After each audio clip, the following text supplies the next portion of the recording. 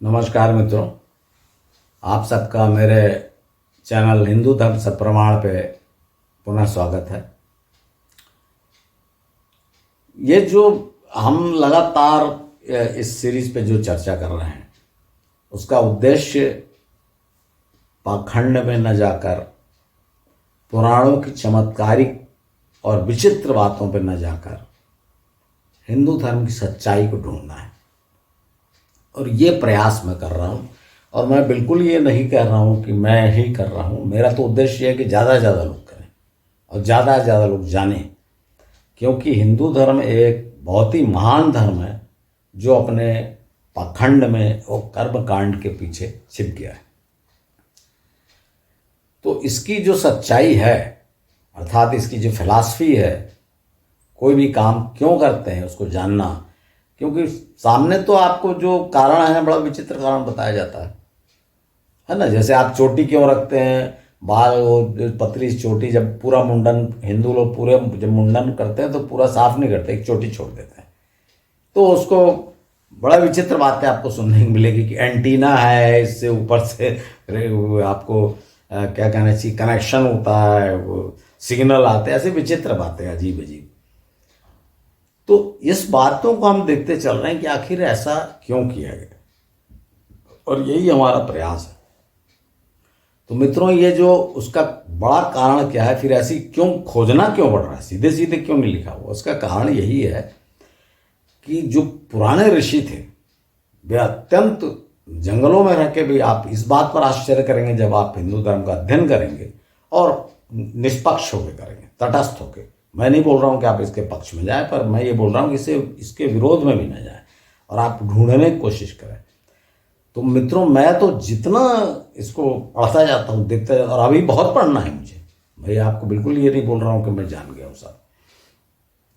लेकिन जैसे जैसे आप जानते जाएंगे आपको आश्चर्य होता जाएगा, और फिर आपको ये जो मूर्ख लोग हैं जो बताते रहते हैं जगह जगह भीड़ इकट्ठी करके, या दूसरे जो उसके विरोधी हैं, जो अपने आप, जो भक्तों को अंधभक्त कहते हैं, जब वो खुद अंध विरोधी हैं, उन्होंने भी नहीं पढ़ा है, वो भी नहीं जानते। तो इनके बीच में से हिंदू धर्म के महत्व को, गुण को जानना एक कठिन प्रयास है।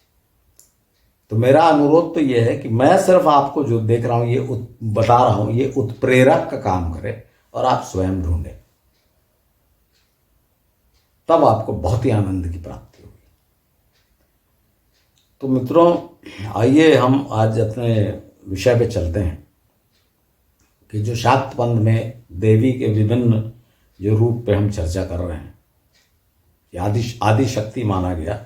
जो मानने का तरीका एक ही है कि जो आदि शक्ति एक है, जैसे हमारा ब्रह्म एक है इधर, और जो नागवंश पे या शिवलिंग के उपासना में भगवान शिव एक अनादि रूप है, वैसे ही शाक्त पंथ में एक देवी है, आदि शक्ति, जो इस जगत की जननी है, सृष्टि करता है।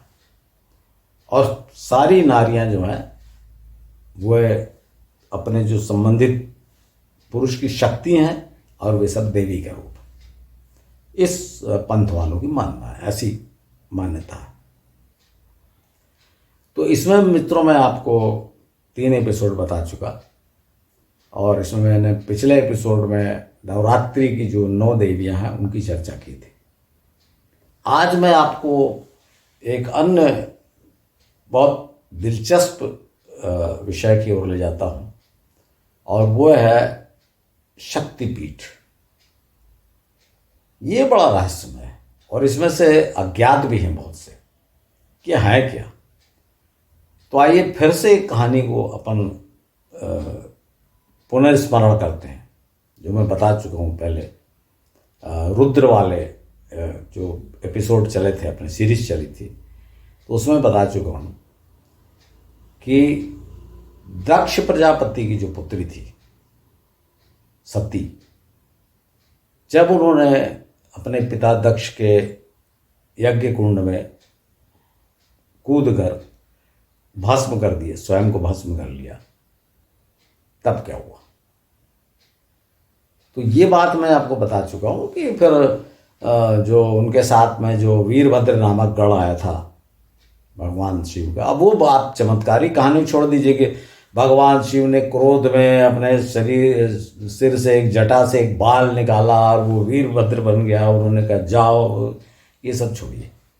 आप त्रिविक्रम जानिए कि भगवान शंकर जो रुद्र थे, मैंने आपको उसमें उनका कपाली रूप बताया, और वो दूसरे भी हो सकते हैं, मैं तो अंदाजा लगाया कपाली क्यों कहा गया, क्योंकि जिस प्रकार से दक्ष गाली दे रहा था उससे मैंने कहा कि इनका नाम कपाली होना चाहिए, क्योंकि ये श्मशान में रहते थे, ऐसे ही दक्ष बोल रहा था और इसीलिए वो इतना अनादर करता था अपने दामाद का। तो खैर ये मैं आपको ये बता रहा हूँ कि इस जो अपनी पुराण कथा है उसके अनुसार पहले बता देता हूँ क्या हुआ।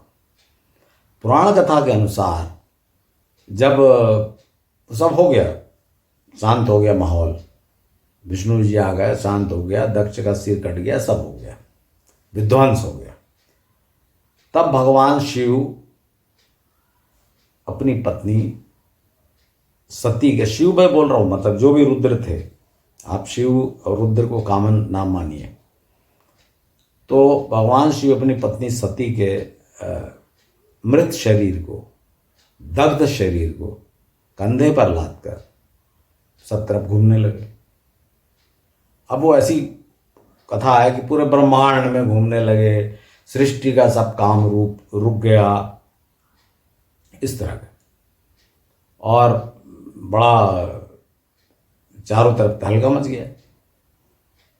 तब भगवान विष्णु से सबने रिक्वेस्ट की कि आप ही इसका कुछ मार्ग निकालिए कि वे सती के मृत शरीर को, शव को कंधे पे लेकर घूम रहे। तब भगवान विष्णु पीछे पीछे चले और वे एक एक अंग सती के शरीर से काटते गए। अब वो अंग गिरता गया, जहां जहां वो गिरे अंग उसे शक्तिपीठ कहा गया, ऐसी चर्चा है। तो यहां पर भी तो आप सबसे पहले तो इस बात को समझ लीजिए कि आप बहुत जगह जाएंगे तो आपको पता चलेगा ये सिद्धपीठ है, ये शक्तिपीठ है। तो इसमें बताता हूँ शक्तिपीठ का अर्थ सीधा सीधा, आप बिल्कुल कंफ्यूज मत होइएगा। आप कोई मंदिर बना देता है और बोल देता है ये शक्तिपीठ है। शक्तिपीठ का सीधा सा अर्थ है जो इस कहानी से जुड़े हुआ, वो एक्चुअली शक्तिपीठ क्या है मैं आपको बताऊंगा, पर इस कहानी के अनुसार, पुराणों के अनुसार शक्तिपीठ वो है जहां पर सती के अंग गिरे कटकर भगवान विष्णु के सुदर्शन चक्र से।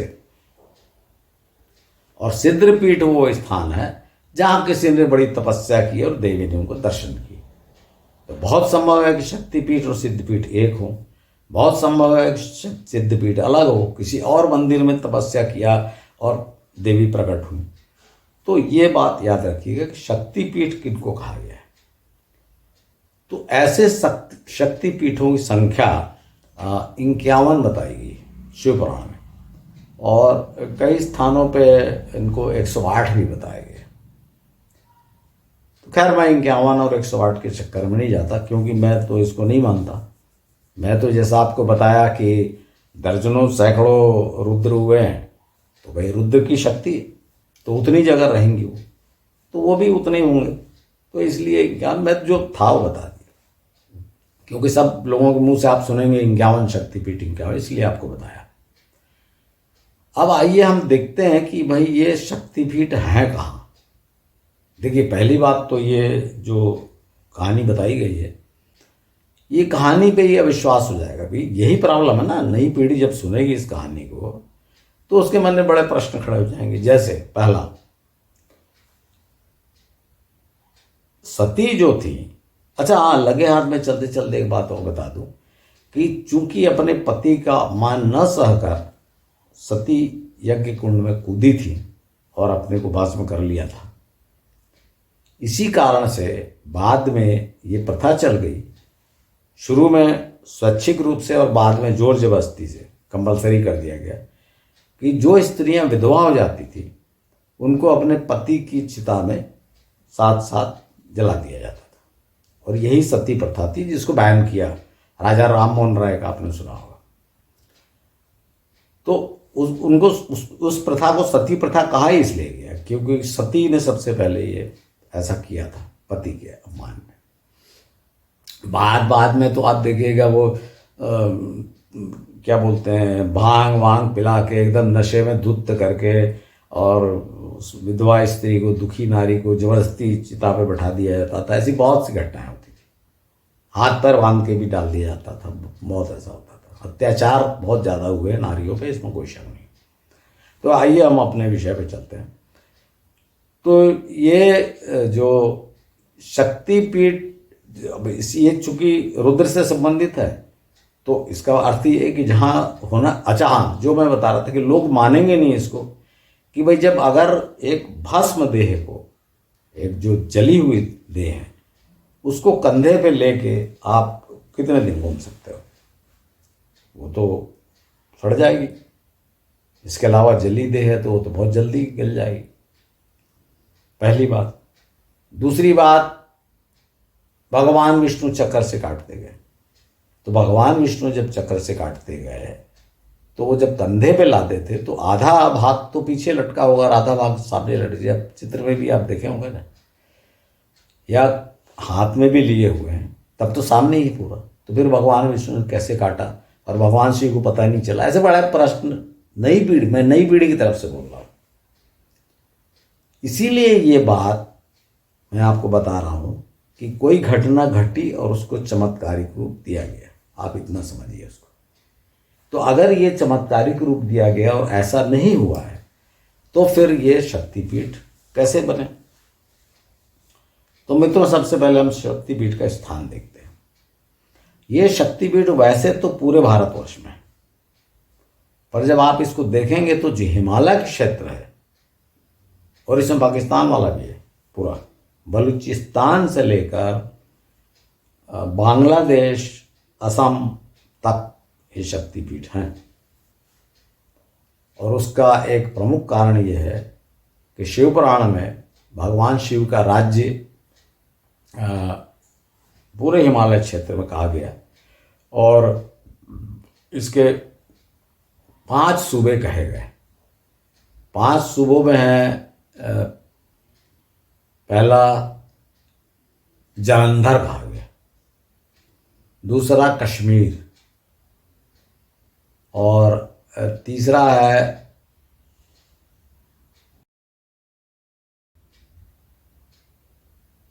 फिर है कुमाऊं, 4, और ऐसे 5 खंड कहे गए।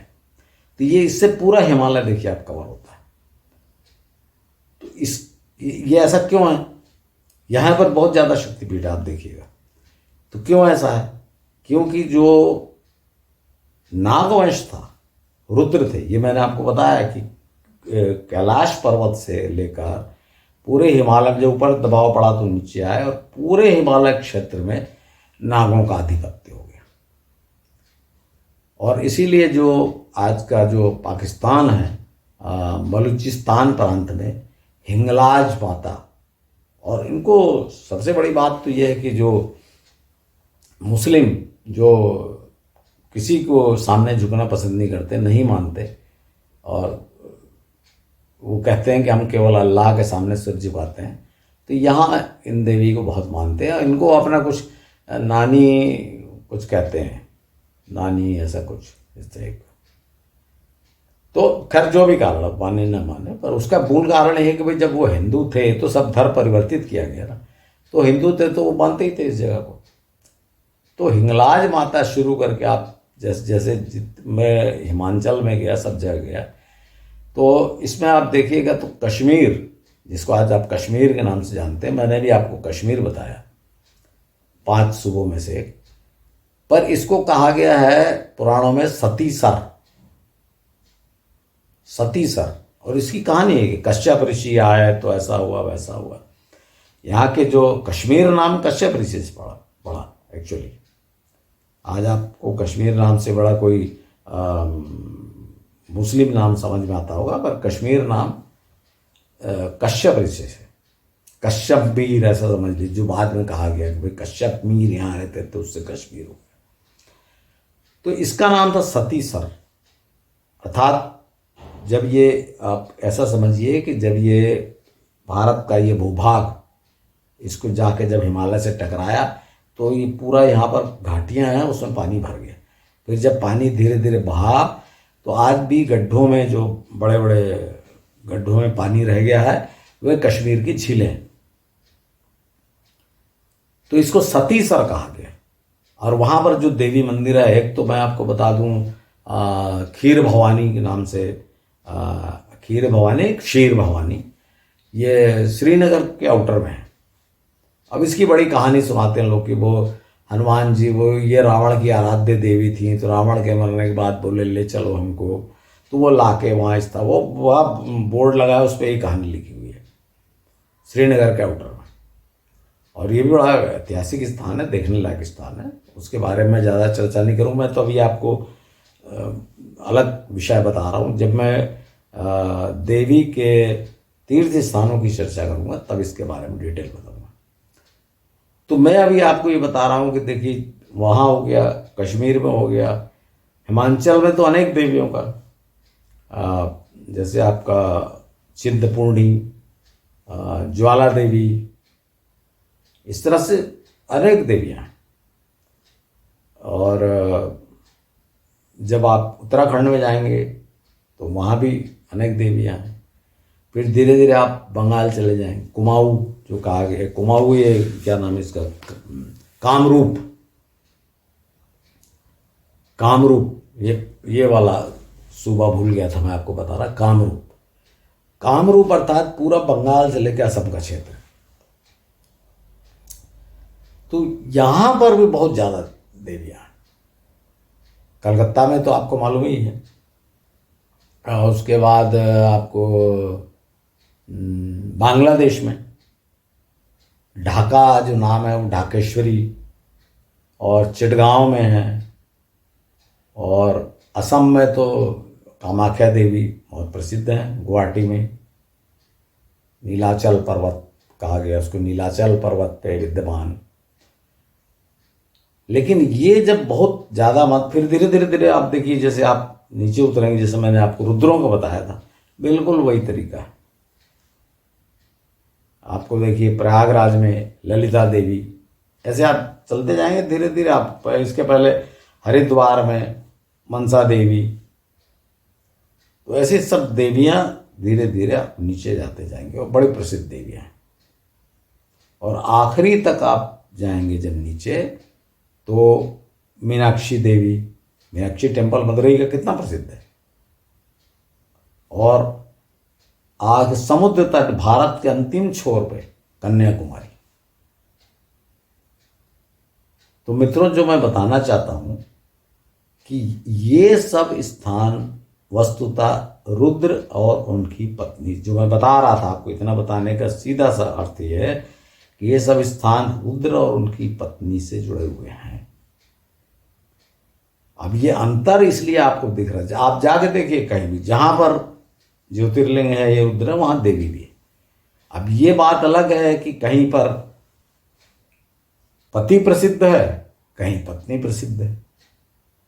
और उसका कारण यह है कि जरूरी नहीं कि एक ही पति पत्नी हो, उसका कारण है कि अनेक रुद्र वहां रहे, तो कहीं पे रुद्र प्रसिद्ध हो गया, कहीं अगला जो रुद्र है वो कमजोर हुआ, तो उसकी पत्नी ज्यादा प्रसिद्ध है, ज्यादा शक्तिशाली है। प्रसिद्ध कहना, प्रसिद्ध कैसे, ज्यादा शक्तिशाली है, तो उनकी स्मृति रह गई।